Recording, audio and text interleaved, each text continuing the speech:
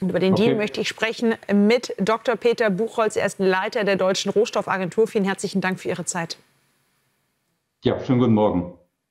Wie sieht Ihre Einschätzung zu diesem Rohstoffdeal zwischen den USA und der Ukraine aus?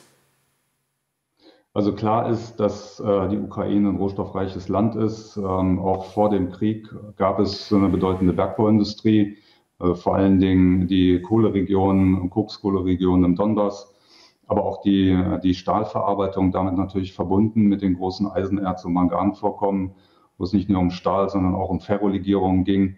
Und weiterhin gibt es weit südlich von Kiew auch Uranvorkommen sowie große Titan-Mineralsandvorkommen für die Herstellung von Titandioxid. Das Pigment geht vor allen Dingen in weiße Farben rein. So wie wir zu Hause auch weiße Wände haben und da steckt auch Titandioxid mit drin. Das sind alles Rohstoffe, die man natürlich auch in Europa gebrauchen könnte. Was bedeutet dieser Deal also jetzt für uns? Die Industrie hier braucht ja auch seltene Erden und so weiter. Genau, erstmal gibt es, glaube ich, ein großes Missverständnis in der Kommunikation, was seltene Erden überhaupt sind. Also wissenschaftlich betrachtet sind seltene Erden eine Gruppe von 16 Elementen mit schweren und leichten seltenen Erden, wie schwere seltene Erden, Dysprosium und Terbium, die werden in Magneten, Permanentmagneten, in der E-Mobilität, da sind Generatoren eingebaut, aber auch in großen Windkraftanlagen.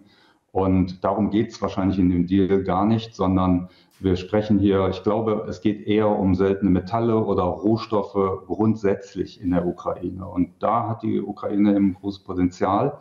Es ist aber so, dass viele dieser es gibt auch die seltenen Erden in Sensu Stricto, die liegen alle in den östlichen, südöstlichen besetzten Gebieten. Die sind aber noch die sind noch wenig erkundet.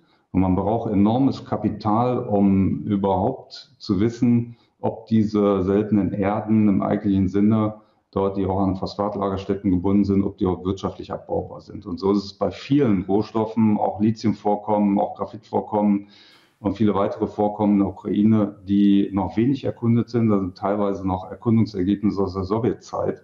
Und man muss das mit modernen Methoden reevaluieren. Und das kostet viel Zeit und auch viel Geld. Erklärt das, dass jetzt in einem Bloomberg-Artikel geschrieben wurde, dass die Rohstoffvorkommen und ja seltenen Erden der Ukraine deutlich geringer sein könnten als bisher angenommen? Wenn das stimmt, was würde das für den Deal und auch die weitere Zukunft bedeuten?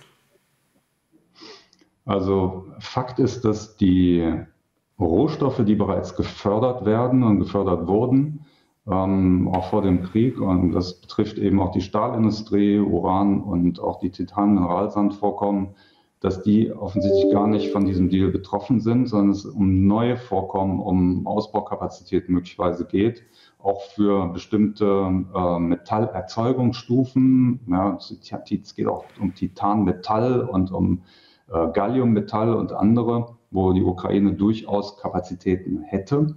Aber ja, bis diese Rohstoffvorkommen weitgehend erschlossen sind, erkundet sind, sagt man von der Exploration bis zum Bergwerk international vergehen über 15 Jahre.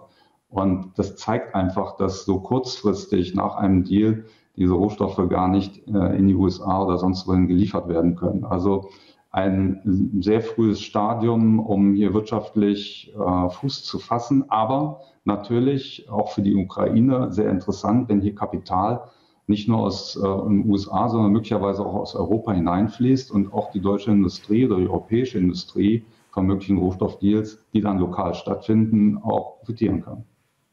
Herr Buchholz, vielen herzlichen Dank für diese Erläuterungen. Vielen Dank.